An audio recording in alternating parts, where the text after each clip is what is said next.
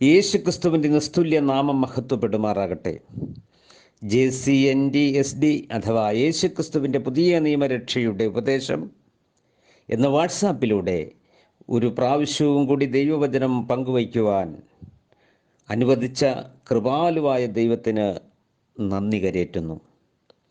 അവസരം നൽകിയ അഡ്മിന്മാർക്കും എന്നെ ശ്രവിക്കുന്ന എല്ലാ പ്രിയപ്പെട്ടവർക്കും വീണ്ടും വരുന്നവനായ യേശു ക്രിസ്തുവിൻ്റെ നാമത്തിൽ എൻ്റെ സ്നേഹവന്ദനത്തെ അറിയിക്കുന്നു. കഴിഞ്ഞ ദിവസം യേശു അബ്രഹാമിൻ്റെ പുത്രനാകുന്നത് എങ്ങനെ, ദാവീദിൻ്റെ പുത്രനാകുന്നത് എങ്ങനെ എന്ന് നാം അല്പമായി ചിന്തിച്ചു.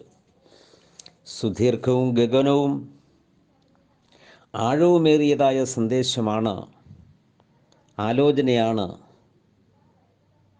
സത്യത്തിൻ്റെ പരിജ്ഞാനത്തിലേക്ക് നമ്മെ നയിക്കുന്ന ഉപദേശമാണ് ഈ ദിവസങ്ങളിൽ നാം ചിന്തിച്ചു കൊണ്ടിരിക്കുന്നത്.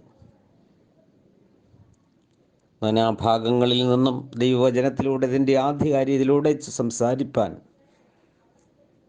നമുക്ക് സമയങ്ങൾ ധാരാളം ആവശ്യമാണ്.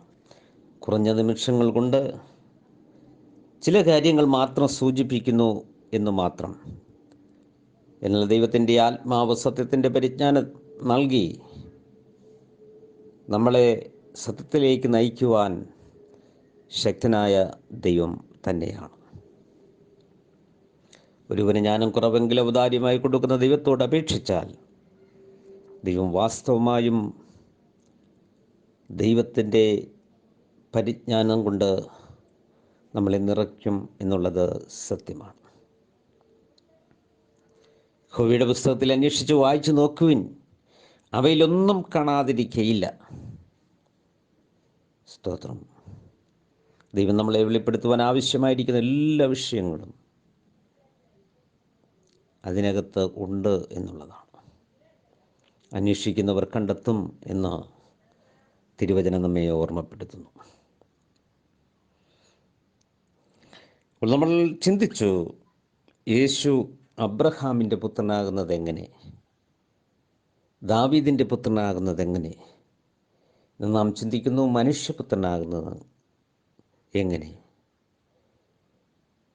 പിന്നീടായി നാലാമതായി ദൈവപുത്രനാകുന്നത് എങ്ങനെ. ഇതിനു ശേഷം അത് എങ്ങനെയാണ് അത് അബ്രഹാമിൻ്റെ പുത്രനും ദാവീദിൻ്റെ പുത്രനും മനുഷ്യപുത്രനും ദൈവപുത്രനും ആയിരിക്കുന്നത് എന്ന് നമുക്ക് പിന്നീടായി നമുക്ക് ചിന്തിക്കാം. ദൈവത്തിൻ്റെ അതിപരിശുദ്ധ നാമം പിന്നെയും മഹത്വപ്പെടുമാറാകട്ടെ. സ്തോത്രം. യേശു ദാവീദിനേക്കാളും അബ്രഹാമിനേക്കാളും മുൻപേ ഉണ്ടായിരുന്നു എന്നും അവൻ മുഖാന്തര സകല ഉളവായി എന്നും അവൻ അനാദിയായും ആദിയായും അതിനു മുൻപും ഉണ്ടായിരുന്നു എന്ന ഏകസത്യ ദൈവമെന്നും നാം ചിന്തിച്ചു. ഇന്ന് യേശു മനുഷ്യപുത്രനാകുന്നത് എങ്ങനെ എന്ന് ചിന്തിക്കുവാൻ കർത്താവിൽ താല്പര്യപ്പെടുന്നു. അതിനായി ലൂക്കോസ് സുവിശേഷം അതിൻ്റെ 3-ാം അധ്യായത്തിൻ്റെ 23-24 വാക്യം വായിക്കുമ്പോൾ, മത്തായി സുവിശേഷം 1-ാം അധ്യായത്തിൻ്റെ 18 മുതൽ 25 വരെ വായിക്കുമ്പോൾ അവിടെ നമുക്ക് ഒരു കാര്യം വ്യക്തമാക്കി നൽകിയിരിക്കുന്നു. യേശു താൻ പ്രവൃത്തി ആരംഭിക്കുമ്പോൾ ഏകദേശം 30 വയസ്സായിരുന്നു. അവൻ ജോസഫിൻ്റെ മകൻ എന്ന് ജനം വിചാരിച്ചു. അപ്പോൾ അവിടെ നാം വായിക്കുന്നു, യേശു താൻ പ്രവൃത്തി ആരംഭിക്കുമ്പോൾ ഏകദേശം 30 വയസ്സായിരുന്നു. അവൻ ജോസഫിൻ്റെ മകൻ എന്ന് ജനം വിചാരിച്ചു. അനേക അവ്യക്തമായ ചിന്തകൾ നമ്മളെ ഭരിക്കുന്നു എന്നുള്ളത് ശരിയാണ്. അതുകൊണ്ടാണ് സത്യം നിങ്ങൾ അറിയും, സത്യം നിങ്ങളെ സ്വതന്ത്രരാക്കുകയും ചെയ്യുമെന്ന് പറഞ്ഞിരിക്കുന്നു. യോഹന്നാന്റെ സുവിശേഷം അതിൻ്റെ 10-ാം അധ്യായത്തിലേക്ക് നമ്മൾ കടന്നു വരുമ്പോൾ അതിൻ്റെ 33-ാം വാക്യം ഇങ്ങനെ വായിക്കുന്നു. യോഹന്നാൻ 10:33. യഹൂദന്മാർ അവനോട് നല്ല പ്രവൃത്തി നിമിത്തമല്ല, ദൈവദൂഷണവും നിമിത്തവും നീ മനുഷ്യനായിരിക്കെ നിന്നെ തന്നെ ദൈവമാക്കുന്നതും കൊണ്ടത്രേ ഞങ്ങൾ നിന്നെ കല്ലെറിയുന്നത് എന്നുത്തരം പറഞ്ഞു. സ്തോത്രം. യഹൂദന്മാർക്കും യേശുക്രിസ്തുവിനെ കുറിച്ച് വ്യക്തമായ അറിവ് ഉണ്ടായിരുന്നില്ല എന്നുള്ളതാണ്. അവിടെ പറയുന്നു, അവൻ മനുഷ്യനായിരിക്കെ ദൈവമാണ് എന്ന് പറഞ്ഞതാണ് വിഷയം. അപ്പോൾ നല്ല പ്രവൃത്തി നിമിത്തമല്ല, ദൈവദൂഷണം നിമിത്തവും യേശുക്രിസ്തുവിൻ്റെ ജീവിതത്തിൽ ചെയ്തതായിരിക്കുന്ന പ്രവൃത്തികളൊന്നും ആർക്കും കുറ്റം പറയുവാൻ കഴിയുന്നതല്ല. യേശുക്രിസ്തുവിനെ കോടതികൾ മാറി മാറി വിധിച്ചിട്ടും അവനിൽ കുറ്റമില്ല എന്ന് പറയുവാനിടയായി. അവനിൽ പാപമില്ല. സ്തോത്രം. അപ്പോൾ ഇവിടെ പറയുന്നു, നല്ല പ്രവൃത്തി നിമിത്തമല്ല, ദൈവദൂഷണം നിമിത്തവും നീ മനുഷ്യനായിരിക്കെ നിന്നെ തന്നെ ദൈവമാക്കുന്നത് കൊണ്ടുമത്രേ ഞങ്ങൾ നിന്നെ കല്ലെറിയുന്നത്. യേശു ക്രിസ്തു പലപ്പോഴും സംസാരിച്ച വിഷയങ്ങൾ അവർക്ക് മനസ്സിലാകാതിരിക്കുമ്പോൾ യേശുവിനെ കൊല്ലുവാനായിട്ട് ഒരുങ്ങുന്നതായി നമുക്ക് കാണുവാൻ കഴിയും. അപ്പോൾ ഇവിടെയും പറയുന്നു, എന്താണ്? അവൻ ദൈവമാണ്. പക്ഷേ ജനങ്ങളുടെ ചിന്ത എന്താണ്? അത് മനുഷ്യനായിരിക്കെ, യേശുക്രിസ്തുവിനെ കുറിച്ചുള്ള കാഴ്ചപ്പാട് അവൻ മനുഷ്യനായിരിക്കുന്നു എന്നുള്ളതായിരുന്നു. ഇവിടെ നമ്മൾ വായിച്ചതായിരിക്കുന്ന ലൂക്കോസ് സുവിശേഷത്തിൻ്റെ 3:23-24 വായിച്ചപ്പോൾ അവൻ ജോസഫിൻ്റെ മകൻ എന്ന് ജനം വിചാരിച്ചു. അവൻ ജോസഫിൻ്റെ മകനാണോ? മത്തായി സുവിശേഷം 1-ാം അധ്യായത്തിൻ്റെ 18-25 വായിക്കുമ്പോൾ, എന്നാൽ യേശുക്രിസ്തുവിൻ്റെ ജനനം ഈ വണ്ണമായിരുന്നു. അവൻ്റെ അമ്മയായ മറിയ ജോസഫിന് വിവാഹം നിശ്ചയിക്കപ്പെട്ട ശേഷം അവർ കൂടി വരും മുൻപേ പരിശുദ്ധാത്മാവിൽ ഗർഭിണിയായി എന്ന് കണ്ടു. അവളുടെ ഭർത്താവ് നീതിമാനാകൊണ്ടും അവൾക്ക് ലോക അപവാദം വരുത്തുവാൻ മനസ്സില്ലായ്ക കൊണ്ടും അവളെ ഗൂഢമായി ഉപേക്ഷിക്കുവാൻ തീരുമാനിച്ചു. അവനവളെ പരിഗ്രഹിച്ചില്ല എന്ന് നമ്മൾ എഴുതുന്നു. സ്തോത്രം. പിന്നെ എങ്ങനെയാണ് ജോസഫിൻ്റെ പുത്രൻ ആകുന്നത്? അപ്പോൾ ഈ മത്തായി എഴുതിയ സുവിശേഷത്തിൽ നാം വായിക്കുന്നു, വളരെ പ്രധാനപ്പെട്ടതായിരിക്കുന്ന ഒരു വിഷയം തന്നെയാണ് അവിടെ സംസാരിക്കുന്നത്. സ്തോത്രം. അപ്പോൾ ഇവിടെ 1-ാം അധ്യായത്തിൻ്റെ 18 മുതൽ വായിക്കുമ്പോൾ നമുക്ക് അത് വ്യക്തമായി മനസ്സിലാക്കാൻ കഴിയുന്നതാണ് എന്നുള്ളതാണ്. എന്നാൽ യേശുക്രിസ്തുവിൻ്റെ ജനനം ഇവണ്ണമായിരുന്നു. അവൻ്റെ അമ്മയായ ജോസഫിന് വിവാഹം നിശ്ചയിക്കപ്പെട്ട ശേഷം അവർ കൂടി വരും മുമ്പ് പരിശുദ്ധാത്മാവിൽ ഗർഭിണിയായി എന്ന് കണ്ടു. അവളുടെ ഭർത്താവായ ജോസഫ് നീതിമാനാകൊണ്ടും അവൾക്ക് ലോക അപവാദം വരുത്തുവാൻ അവന് മനസ്സില്ലായക കൊണ്ടും അവളെ ഗൂഢമായി ഉപേക്ഷിപ്പാൻ ഭാവിച്ചു. ഇങ്ങനെ നിശ്ചയിച്ചിരിക്കുമ്പോൾ കർത്താവിൻ്റെ ദൂതൻ വന്നു സ്വപ്നത്തിൽ പ്രത്യക്ഷനായി, ദാവീദിൻ്റെ മകനായ ജോസഫേ, നിന്റെ ഭാര്യയായ മറിയെ ചേർത്ത് കൊള്ളുവാൻ ശങ്കിക്കേണ്ട, അവളിൽ ഉൽപ്പാദിതമായത് പരിശുദ്ധാത്മാവിലാകുന്നു. അവൾ ഒരു മകനെ പ്രസവിക്കും. അവൻ തൻ്റെ ജനത്തെ നമ്മുടെ പാപങ്ങളിൽ നിന്ന് രക്ഷിപ്പാൻ ഇരിക്കൊണ്ട് നീ അവന് യേശു എന്ന് പേരിടണമെന്ന് പറഞ്ഞു. കന്യക ഗർഭിണിയായ ഒരു മകനെ പ്രസവിക്കും. അവന് ദൈവം നമ്മോടുകൂടെ എന്നർത്ഥമുള്ള ഇമ്മാനുവൽ എന്ന് പേർ വിളിക്കും എന്ന് കർത്താവ് പ്രവാചകന്മാർ മുഖാന്തരം അരുളി ചെയ്തതിന് നിവർത്തിയാകുവാൻ ഇങ്ങനെയൊക്കെയും സംഭവിച്ചു. ജോസഫ് ഉറക്കമുണർന്നു. കർത്താവിൻ്റെ ദൂതൻ കൽപ്പിച്ചതുപോലെ ചെയ്തു. ഭാര്യയെ ചേർത്തുകൊണ്ടു ആദ്യജാതനായ മകനെ പ്രസവിക്കും വരെ അവൻ അവളെ പരിഗ്രഹിച്ചില്ല. മകന് അവൻ യേശുവെന്ന് പേർ വിളിച്ചു. പഴയ നിയമ തിരുവെഴുത്തുകൾ നിവർത്തിയാകുവാൻ തക്കവണ്ണം ദൈവമായിരിക്കുന്നവൻ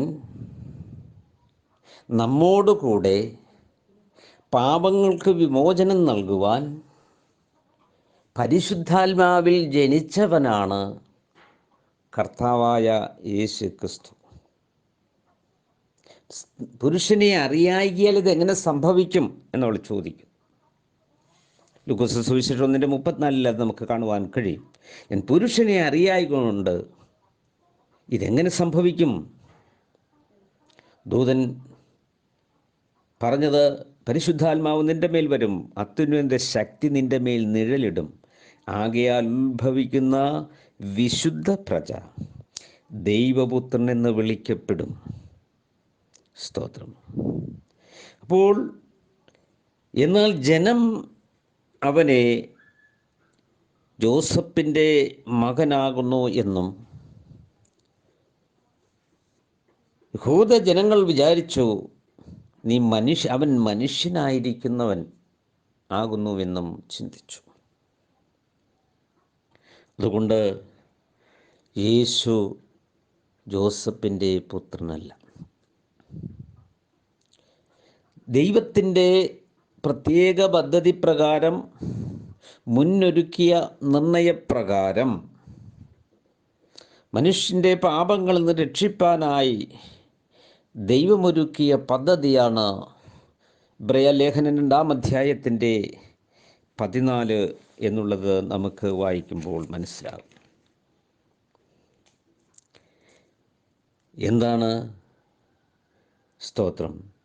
അവൻ മനുഷ്യനായി, അല്ലെങ്കിൽ ജഡരക്തങ്ങളോട് കൂടിയവനായി, വേഷത്തിൽ മനുഷ്യനായി, സാദൃശ്യത്തോട്, സ്തോത്രം, മനുഷ്യ ശരീരത്തോട് ഏകീഭവിച്ചുകൊണ്ട് വന്ന ദൈവമത്രേ എന്നാണ്.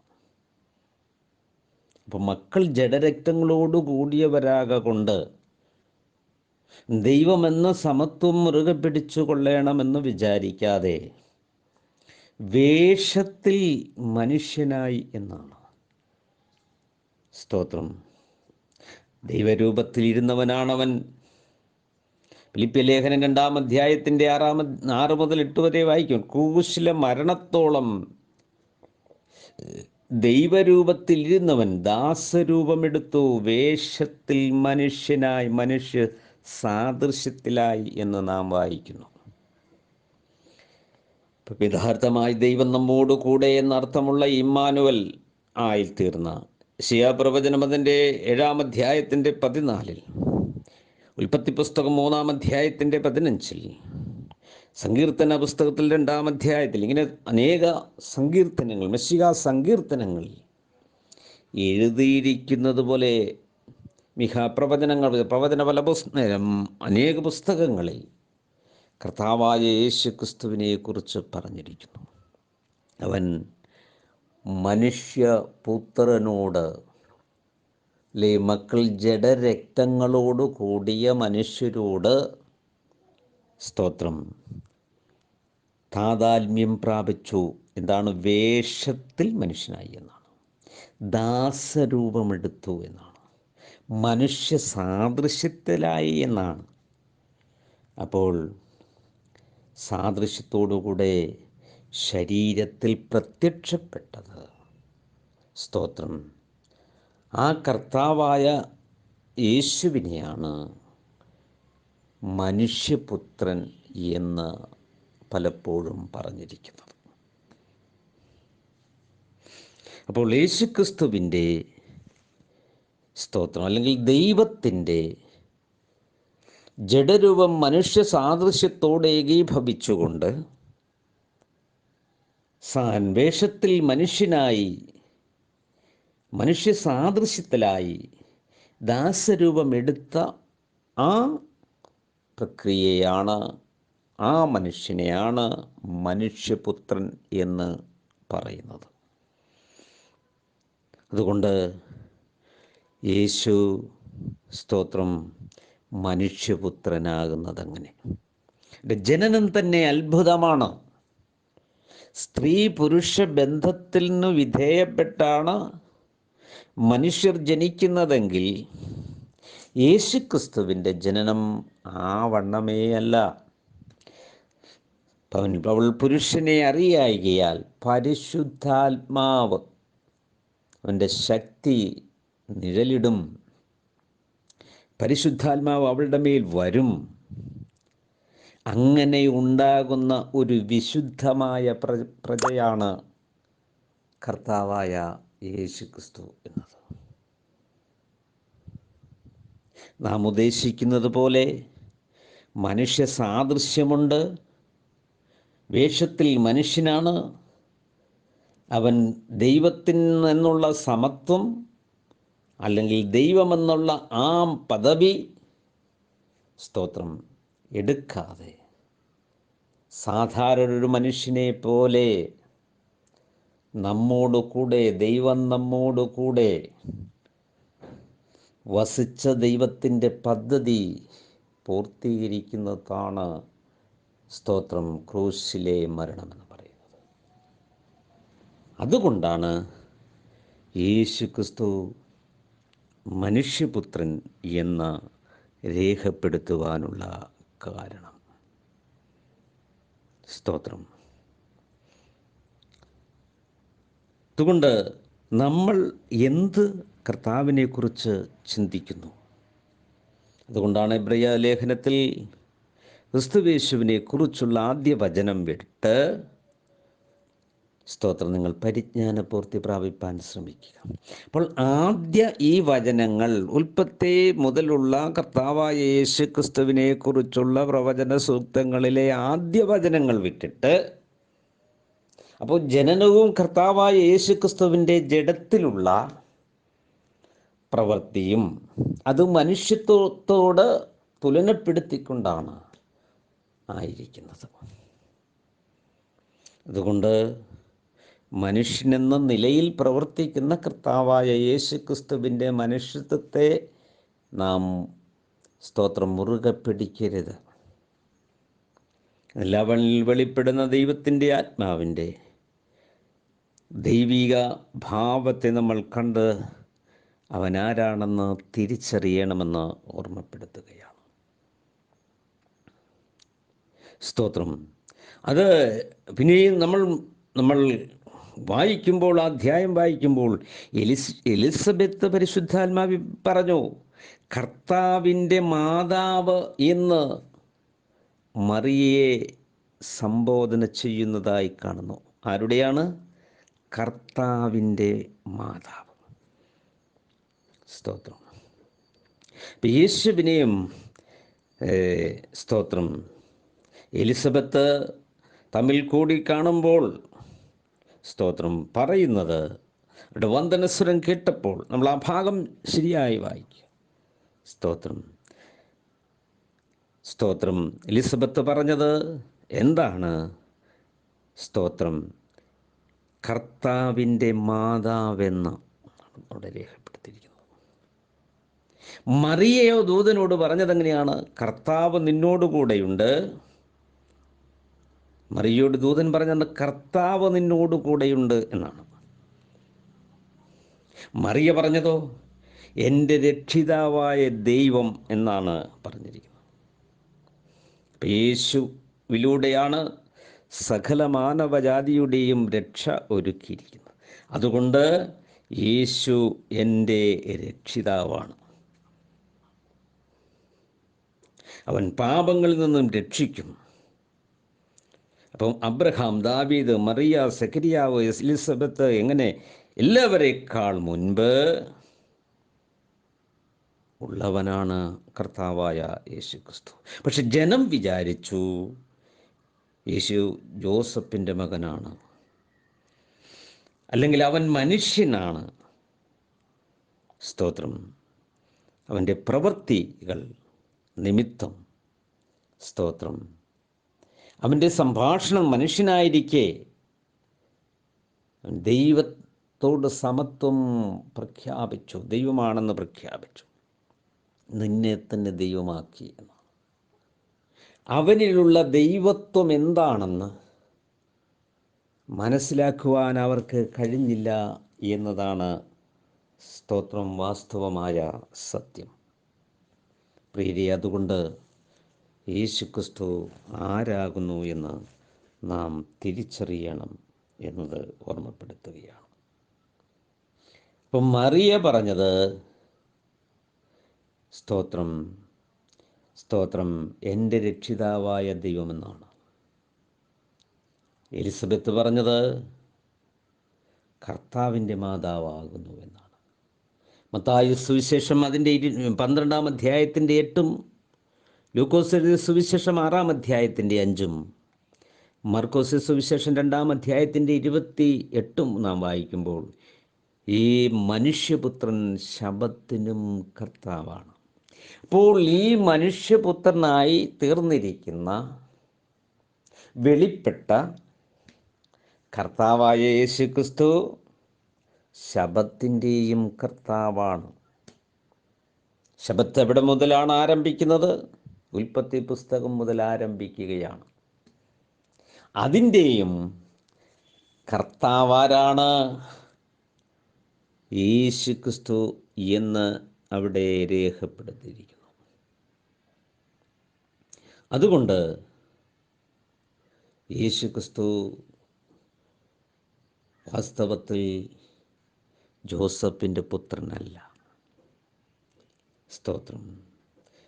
മറിയയുടെ പുത്രനാണോ? അല്ല. അബ്രഹാമിൻ്റെ പുത്രനാണോ? അല്ല. ദാവീദിൻ്റെ പുത്രനാണോ? അല്ല. അവൻ പണ്ടേ ഉള്ളവനാകുന്നു. സ്തോത്രം. അതുകൊണ്ട് തിരുവചനങ്ങളിലൂടെ നമുക്ക് വായിക്കുവാൻ കഴിയും, മനുഷ്യപുത്രൻ ആകാശമേഘങ്ങളിൽ പിതാവിൻ്റെ മഹത്വത്തിൽ പ്രത്യക്ഷപ്പെടുമെന്ന് ഒരു സ്ഥലത്ത് എഴുതിയിരിക്കുമ്പോൾ, മറ്റൊരു സ്ഥലത്ത് തൻ്റെ മഹത്വത്തിൽ എന്നാണ് എഴുതിയിരിക്കുന്നത്. ഇപ്പോൾ പിതാവിൻ്റെ മഹത്വത്തിൽ എന്ന് പറയുന്നു, തൻ്റെ മഹത്വത്തിൽ എന്ന് പറയുന്നു. ഇത് രണ്ടും ശരിയാണ്. സ്തോത്രത്തിൽ തെറ്റ് സംഭവിക്കുന്നില്ല. കാരണം ഞാനും പിതാവും ഒന്നാകുന്നു. സ്തോത്രം. കൊലോസ്യ ലേഖനം നമ്മൾ 1-ാം അധ്യായത്തിൻ്റെ 15 മുതൽ വായിക്കുമ്പോൾ, അവൻ ദൈവത്തിൻ്റെ പ്രതിരൂപമാണ്, സർവ സൃഷ്ടിക്കും ആദ്യജാതനാണ്. അപ്പോൾ പിന്നെ എങ്ങനെയാണ് ജോസഫിൻ്റെയോ മറിയയുടെയോ അബ്രഹാമിൻ്റെയോ ദാവീദിൻ്റെയോ ഒക്കെയും പുത്രനാകുന്നത്? സ്തോത്രം, സ്തോത്രം. അതുകൊണ്ട് യേശുക്രിസ്തുവിനെ അറിയേണ്ടതുപോലെ അറിയണമെന്ന് ഓർമ്മപ്പെടുത്തുകയാണ്. മാത്രമല്ല, സ്വർഗത്തിലുള്ളതും ഭൂമിയിലുള്ളതും ദൃശ്യമായതും അദൃശ്യമായതും അവൻ മുഖാന്തരം സൃഷ്ടിക്കപ്പെട്ടു, സകലവും അവനായും സൃഷ്ടിക്കപ്പെട്ടിരിക്കുന്നു, സകലത്തിനും ആധാരമായിരിക്കുന്നു എന്നാണ്. എന്നിട്ടോടെ പറയുകയാണ്, അവൻ സർവത്തിനും മുൻപേയുള്ളവൻ, സഭയെന്ന ശരീരത്തിൻ്റെ തലയാകുന്നു, അവൻ ആരംഭമാണ്. ഇങ്ങനെ തുടങ്ങി അതിൽ ആ സ്തോത്രം ഇതിലൂടെ നമുക്ക് കൊലോസ്യ ലേഖനത്തിലൂടെ ശരിയായൊരു വിശകലന പഠനം നമുക്ക് പിന്നീട് ആവശ്യമാണ്. 2 പറയുന്ന ക്രിസ്തു എന്ന ദൈവമർമ്മം അറിയുമ്പോൾ മനുഷ്യപുത്രൻ എന്നത് എന്ത് എന്ന് നമുക്ക് മനസ്സിലാവും. യേശു അതുകൊണ്ട് മനുഷ്യപുത്രനല്ല. സ്തോത്രം. അതുകൊണ്ട് നമുക്ക് ശരിയായ ഒരു പഠനം നമുക്ക് ആവശ്യമാണ്. യേശു ക്രിസ്തുവിനെ കുറിച്ച് ഇവരെല്ലാം പറഞ്ഞത് സ്തോത്രം. അവൻ ആരാണ്? അവൻ ദൈവമാണ്. അവൻ പണ്ടേയുള്ളവനാണ്. സകലത്തിൻ്റെയും ആരംഭം അവനിലൂടെയാണ്. സ്തോത്രം. അവൻ മുഖാന്തരം സകലവും സൃഷ്ടിക്കപ്പെട്ടു. എങ്ങനെയാണ് ദൃശ്യവും അദൃശ്യമായതും സ്വർഗത്തിലുള്ളതും ഭൂമിയിലുള്ളതും അവനായും അവൻ മുഖാന്തരവും സൃഷ്ടിക്കപ്പെട്ടിരിക്കുന്നു. സകലത്തിനും ആധാരമായിരിക്കുന്നു. അവൻ സർവത്തിനു മുൻപേയുള്ളവനാണ്. സഭ എന്ന ശരീരത്തിൻ്റെ തലയുമാകുന്നു. സ്തോത്രം. അപ്പോൾ ക്രിസ്തു എന്ന ദൈവമർമ്മത്തെക്കുറിച്ച് ശരിയായി നാം പഠിക്കുമ്പോൾ യേശു ക്രിസ്തു മനുഷ്യനല്ല, മനുഷ്യപുത്രനുമല്ല. എന്നാൽ ദൈവം, സ്തോത്രം, ഹല്ലേലൂയ, വേഷത്തിൽ മനുഷ്യനായി. സ്തോത്രം. അതുകൊണ്ട് യേശു ക്രിസ്തു മനുഷ്യപുത്രനാകുന്നത് എങ്ങനെ? ദാവീദിൻ്റെ പുത്രനാകുന്നത് എങ്ങനെ? അബ്രഹാമിൻ്റെ പുത്രനാകുന്നത് എങ്ങനെ? മനുഷ്യപുത്രൻ ആകുന്നത് എങ്ങനെ? സ്തോത്രം. അതിലൂ ദൈവം ഉദ്ദേശിക്കുന്നൊരു മർമ്മം നമുക്ക് പിന്നീടായി ചിന്തിക്കാം. എങ്ങനെയാണ് അബ്രഹാമിൻ്റെ പുത്രനായിരിക്കുന്നത്? എങ്ങനെയാണ് ദാവീദിൻ്റെ പുത്രനായിരിക്കുന്നത്? എങ്ങനെയാണ് മനുഷ്യപുത്രനായിരിക്കുന്നത്? എങ്ങനെയാണ് ദൈവപുത്രനായിരിക്കുന്നത്? യേശു ക്രിസ്തു, സ്തോത്രം, സകലതും സൃഷ്ടിച്ച ദൈവമാണ്. സ്തോത്രം. അവൻ ദൈവരൂപത്തിൽ ഇരുന്നവനാണ്. സ്തോത്രം. ഹല്ലേലൂയ. ഇവിടെ നമ്മൾ വായിച്ചു, അവൻ ശബത്തിനും കർത്താവാണ്. പരിശുദ്ധാത്മാവിൽ എലിസബത്ത് പറഞ്ഞത്, സ്തോത്രം, മറിയ പറഞ്ഞത്, ദൂതൻ പറഞ്ഞത്, സഖരിയാവ് പറഞ്ഞത്, സ്തോത്രം, ഇസ്രായേലിൻ്റെ ദൈവമായ കർത്താവ്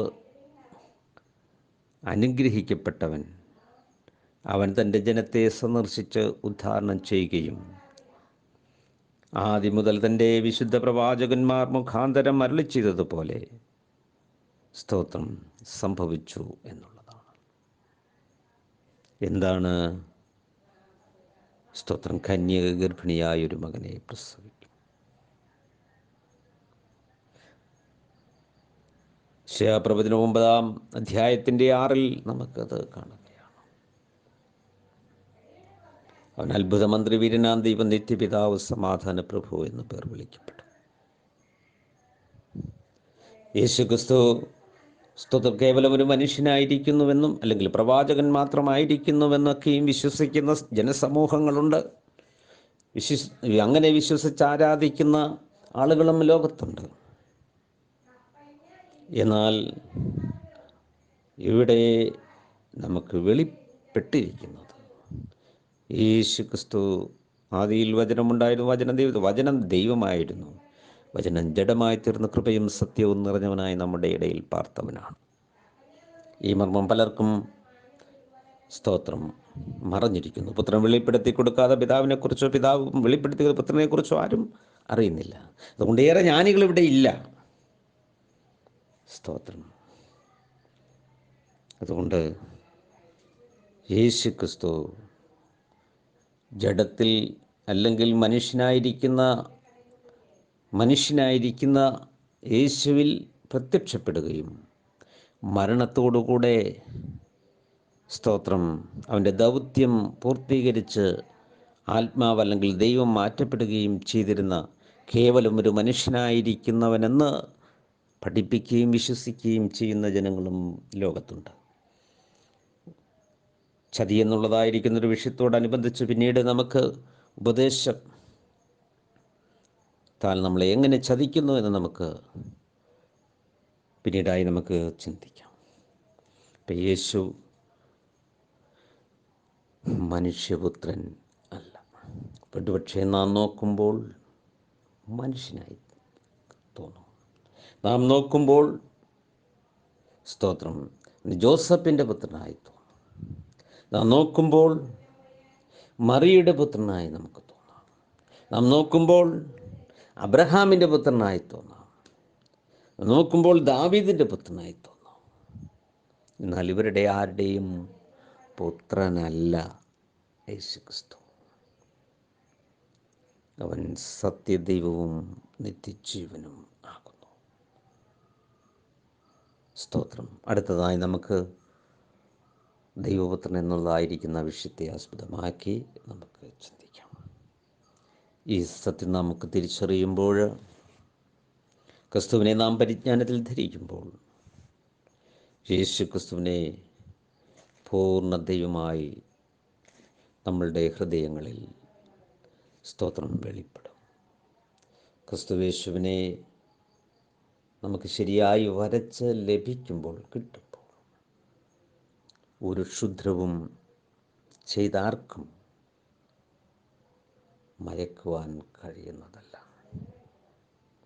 ദൈവം നമ്മളെ ഈ വചനങ്ങൾ കൊണ്ട് അനുഗ്രഹിക്കുമാറാകട്ടെ.